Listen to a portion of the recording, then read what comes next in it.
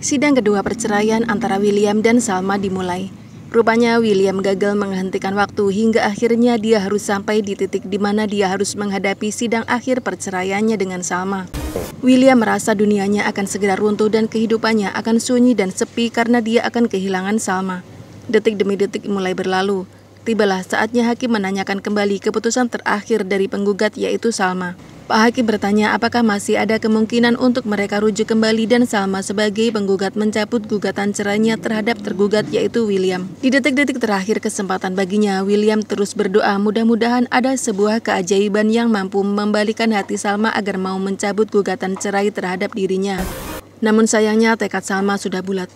Dia sama sekali tidak ingin mencabut gugatan cerainya terhadap William. Gugatan Salma sudah mutlak dan tidak dapat diganggu gugat lagi.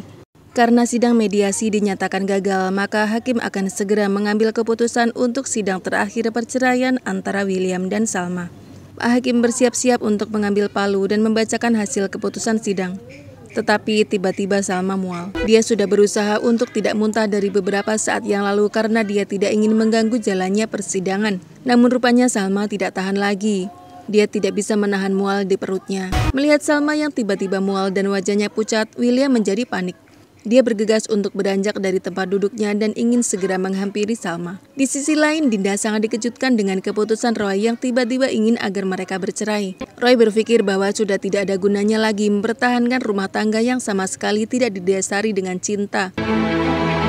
Mereka sama-sama tidak saling mencintai dan mereka hanya akan saling menyakiti. Mereka tidak ada kepentingan lagi untuk menutupi rahasia William dan Dinda kepada Salma. Jadi Roy ingin agar mereka bercerai. Padahal Dinda merasa bahwa saat ini dia sedang mengandung anaknya Roy. Lalu bagaimana nanti nasib anaknya jika mereka bercerai?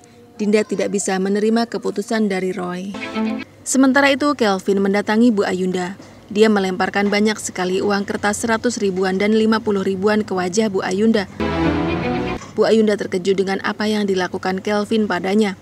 Dia bertanya apa yang sebenarnya terjadi pada Kelvin sehingga merendahkannya sedemikian rupa. Anda jangan pura-pura nggak tahu. Kelvin sangat benci pada Bu Ayunda karena telah berselingkuh dengan papanya dan menyebabkan mamanya meninggal dunia dalam sebuah kecelakaan. Saya sudah tahu semuanya. Di mata Kelvin, Bu Ayunda adalah perempuan murahan dan rendahan karena selalu menjadi pelakor dalam rumah tangga orang lain.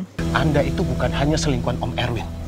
Selain menjadi selingkuhan Pak Erwin hingga menyebabkan Bu Tania depresi dan masuk rumah sakit jiwa, Bu Ayunda juga pernah menjadi selingkuhan Pak Faisal, papanya Kelvin hingga melahirkan anak yaitu Argo. Tapi Anda juga berselingkuh dengan papa saya. Astaga. Bu Ayunda syok.